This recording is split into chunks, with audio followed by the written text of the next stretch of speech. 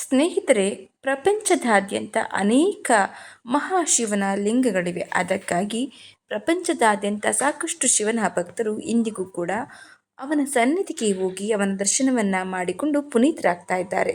ಸಾಮಾನ್ಯವಾಗಿ ಶೈವ ಭಕ್ತರು ತಮ್ಮ ಜೀವಿತಾವಧಿಯಲ್ಲಿ ಜ್ಯೋತಿರ್ಲಿಂಗಗಳ ಯಾತ್ರೆಯನ್ನು ತಪ್ಪದೇ ಮಾಡಬೇಕು ಅಂತ ಬಯಸ್ತಾರೆ. ಜ್ಯೋತಿರ್ಲಿಂಗಗಳನ್ನೇ ಮಹಾಶಿವನ ಸ್ವರೂಪ ಅಂತ ಕರೆಯಲಾಗತ್ತೆ. ಸ್ನೇಹಿತರೆ, ಸಾಮಾನ್ಯವಾಗಿ ಭಾರತದಲ್ಲಿ ಒಟ್ಟು 12 ಜ್ಯೋತಿರ್ಲಿಂಗಗಳಿವೆ. ಇವುಗಳನ್ನೇ ದ್ವಾದಶ ಜ್ಯೋತಿರ್ಲಿಂಗಗಳು ಅಂತ ಕರೆಯೋದು. ಇವುಗಳಲ್ಲಿ ಶ್ರೀ ಮಹಾಕಾಳೇಶ್ವರ ಜ್ಯೋತಿರ್ಲಿಂಗ ಕೂಡ ಒಂದು. ಈ ಶಿವಲಿಂಗವನ್ನು ಸ್ಪರ್ಶಿಸೋದ್ರಿಂದ ಸಾಕು, ನಮ್ಮ ಸಕಲ ಪಾಪಗಳನ್ನು ಕೂಡ ತೊಳೆದುಕೊಳ್ಳಬಹುದು. ಅಷ್ಟು ಪುಣ್ಯ ನಮಗೆ ಲಭಿಸುತ್ತೆ ಅಂತ ನಂಬಲಾಗಿದೆ. ಈ ಒಂದು ದೇವಸ್ಥಾನ ಸೆಲೆಬ್ರಿಟಿಗಳಿಗೂ ಕೂಡ ಅತ್ಯಂತ ಪ್ರಿಯವಾದ ಸ್ಥಳವಾಗಿದೆ. ಸ್ನೇಹಿತರೆ, ಈ ಮಹಾಕಾಳೇಶ್ವರ ಜ್ಯೋತಿರ್ಲಿಂಗದ ಬಗ್ಗೆ ಇನ್ನಷ್ಟು ಮಾಹಿತಿಯನ್ನು ಇವತ್ತಿನ ವಿಡಿಯೋದಲ್ಲಿ ತಿಳ್ಕೊಳ್ಳೋಣ. ನಮಸ್ಕಾರ, ಎಲ್ಲರಿಗೂ ಮಾನು ಮನೋಜ್ ಕನ್ನಡ ಯೂಟ್ಯೂಬ್ ಚಾನಲ್ಗೆ ಸ್ವಾಗತ.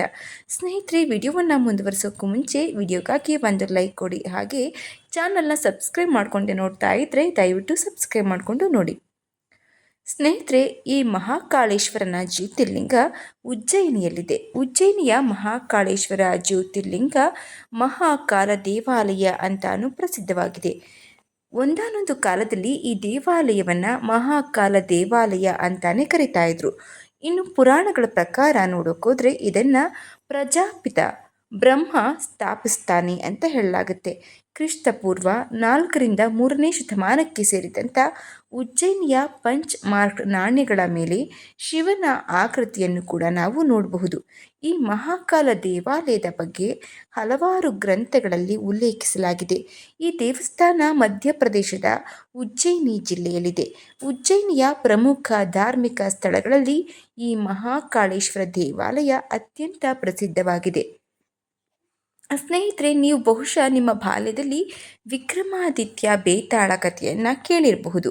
ಈ ಕಥೆಯಲ್ಲಿ ಬರುವ ನಾಯಕ ವಿಕ್ರಮಾದಿತ್ಯ ಆಳಿದ ನಗರವೇ ಈ ಉಜ್ಜಯಿನಿ. ಅದೇ ರೀತಿ ಕವಿರತ್ನ ಕಾಳಿದಾಸರ ಬಗ್ಗೆ ಕೂಡ ಕೇಳೇ ಇರ್ತೀರ. ಅವರ ಕಥೆಗಳನ್ನು ಓದೇ ಇರ್ತೀರ. ಅವರು ಕೂಡ ಇದೇ ಆಸ್ಥಾನದ ಕವಿಗಳಾಗಿರ್ತಾರೆ. ಇನ್ನು ಸ್ನೇಹಿತರೆ, ಉಜ್ಜಯಿನಿ ಶ್ರೀ ಮಹಾಕಾಳೇಶ್ವರ ದೇವಸ್ಥಾನ ವಿಶಾಲವಾದ ಆವರಣವನ್ನು ಒಳಗೊಂಡಿದೆ. ಎತ್ತರವಾದ ದೊಡ್ಡ ಗೋಪುರವನ್ನು ಒಳಗೊಂಡಿದೆ. ದೇವಸ್ಥಾನದ ಮಧ್ಯಭಾಗದಲ್ಲಿ ಒಂದು ಪವಿತ್ರವಾದ ಪುಷ್ಕರಣಿಯೂ ಇದೆ. ನೀವು ದೇವಾಲಯವನ್ನು ಪ್ರವೇಶ ಮಾಡ್ತಾ ಇದ್ದಂತೆ ನಮಗೆ ದುರ್ಗಾ, ಅನ್ನಪೂರ್ಣೇಶ್ವರಿ, ಗಣಪತಿ, ಕಾರ್ತಿಕೇಯ ಸೇರಿದಂತೆ ಇನ್ನೂ ಹೆಚ್ಚಿನ ದೇವತೆಯರ ವಿಗ್ರಹಗಳನ್ನು ಕಾಣಬಹುದು. ಸ್ವಾಮಿ ನೆಲೆಸಿರುವ ಗರ್ಭಗುಡಿಯು ಬಹಳ ಚಿಕ್ಕದು. ಶಿವಲಿಂಗವೂ ಕೂಡ ಅಷ್ಟೇ ಚಿಕ್ಕದು. ಭಕ್ತರು ಸ್ವತಃ ಜ್ಯೋತಿರ್ಲಿಂಗಕ್ಕೆ ಅಭಿಷೇಕ ಮಾಡಿ ಪೂಜೆಯನ್ನು ಸಲ್ಲಿಸುವಂತಹ ಯೋಗ ಈ ಸ್ಥಳದಲ್ಲಿ ಪಡೆದುಕೊಳ್ಳಬಹುದು. ಇನ್ನು ಶಿವಲಿಂಗ ಸ್ಪರ್ಶದಿಂದ ನಮಗೆ ಪುಣ್ಯ ಲಭಿಸುತ್ತೆ. ಈಗಾಗಲೇ ತಿಳಿಸಿದಂತೆ ಭಕ್ತರೇ ಸ್ವತಃ ಸ್ವಾಮಿಯನ್ನು ಮುಟ್ಟಿ ಪೂಜೆ ಅಭಿಷೇಕವನ್ನು ಮಾಡಲು ಈ ದೇವಸ್ಥಾನದಲ್ಲಿ ಅವಕಾಶವನ್ನು ಕೊಡಲಾಗಿದೆ. ಹೀಗೆ ಸ್ವಾಮಿಯನ್ನು ಆರಾಧಿಸೋದ್ರಿಂದ ಪುಣ್ಯ ಲಭಿಸುತ್ತೆ ಅಂತ ನಂಬಿಕೆ. ಗರ್ಭಗುಡಿಯಲ್ಲಿ 2 ನಂದಾದೀಪಗಳು ನಿರಂತರವಾಗಿ ಉರಿತಾ ಇರುತ್ತೆ. ನೀವು ಶಿವನಿಗಾಗಿ ವಿಶೇಷ ಪೂಜೆ ಮಾಡಲು ಏನಾದರೂ ಬಯಸಿದರೆ ಇಲ್ಲಿ ಅರ್ಚಕರ ಸಂಖ್ಯೆ ಬಹಳನೇ ಸಿಗುತ್ತೆ. ಪ್ರತಿನಿತ್ಯ ಭಕ್ತರು ತಮ್ಮ ಅಭಿಲಾಷೆಗಾಗಿ ವಿವಿಧ ರೀತಿಯ ಹೋಮ ಹವನಗಳನ್ನು ಮಾಡ್ತಾ ಇರ್ತಾರೆ.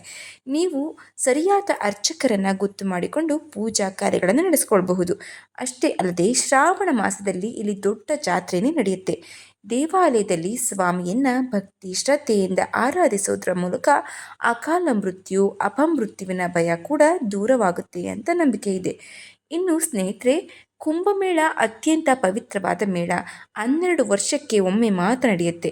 ಹರಿದ್ವಾರ, ಪ್ರಯಾಗ್ರಾಜ್, ನಾಸಿಕದಂತೆ ಉಜ್ಜಯಿನಿಯಲ್ಲಿಯೂ ಕೂಡ 12 ವರ್ಷಕ್ಕೆ ಒಮ್ಮೆ ಕುಂಭಮೇಳ ನಡೆಯುತ್ತೆ. ಈ ಸಮಯದಲ್ಲಿ ಇಲ್ಲಿ ಲಕ್ಷಾಂತರ ಜನ ಸೇರ್ತಾ ಇರ್ತಾರೆ. ಇಲ್ಲಿನ ಕ್ಷಿಪ್ರಾ ನದಿಯಲ್ಲಿ ಸ್ನಾನ ಮಾಡುವ ಮೂಲಕ ಹಿರಿಯರಿಗೆ ಅಂದರೆ ತಮ್ಮನ್ನು ಅಗಲಿದ ಪಿತೃಗಳಿಗೆ ತರ್ಪಣವನ್ನು ಬಿಡ್ತಾರೆ. ಸಮುದ್ರ ಮಥನದ ಸಮಯದಲ್ಲಿ ಅಮೃತದ 4 ಬಿಂದುಗಳು ಈ ಸ್ಥಳದಲ್ಲಿ ಬಿದ್ದಿದ್ದರಿಂದ ಪರ್ವಕಾಲದಲ್ಲಿ ಈ ನದಿಗಳಲ್ಲಿ ಸ್ನಾನ ಮಾಡೋದ್ರಿಂದ ಮೋಕ್ಷ ಮುಕ್ತಿ ಲಭಿಸುತ್ತೆ ಅಂತ ನಂಬಿಕೆ. ಈ ಒಂದು ಸಮಯದಲ್ಲಿ ನಾನಾ ಭಾಗಗಳಿಂದ ದೇಶದ ವಿದೇಶಗಳಿಂದಲೂ ಕೂಡ ಈ ಕುಂಭಮೇಳದಲ್ಲಿ ಭಾಗಿಯಾಗ್ತಾರೆ. ಇಷ್ಟೇ ಅಲ್ಲದೆ ಮಹಾಕಾಳೇಶ್ವರನ ದರ್ಶನದಿಂದ ನಮ್ಮ ಪಾಪಗಳೆಲ್ಲ ನಾಶವಾಗಿ ನಮ್ಮ ಮುಂದಿನ ಜೀವನ ಸುಗಮವಾಗಿರುತ್ತೆ ಅಂತ ನಂಬಿಕೆ. ಸ್ನೇಹಿತರೆ, ಈ ಮಾಹಿತಿ ನಿಮಗೆ ಇಷ್ಟವಾಗಿದ್ದರೆ ದಯವಿಟ್ಟು ಶೇರ್ ಮಾಡಿ, ಲೈಕ್ ಮಾಡಿ. ವಿಡಿಯೋ ಬಗ್ಗೆ ನಿಮ್ಮ ಅನಿಸಿಕೆ ಅಭಿಪ್ರಾಯವನ್ನು ಕಮೆಂಟ್ ಬಾಕ್ಸ್ನಲ್ಲಿ ತಿಳಿಸಿ. ನಿಮಗೇನಾದರೂ ಈ ವಿಡಿಯೋ ಇಷ್ಟವಾಗಿದ್ದರೆ ಓಂ ಮಹಾಕಾಳೇಶ್ವರ ಅಂತ ಕಮೆಂಟ್ ಮಾಡಿ. ಮುಂದಿನ ವಿಡಿಯೋದಲ್ಲಿ ಸಿಗೋಣ. ಧನ್ಯವಾದಗಳು.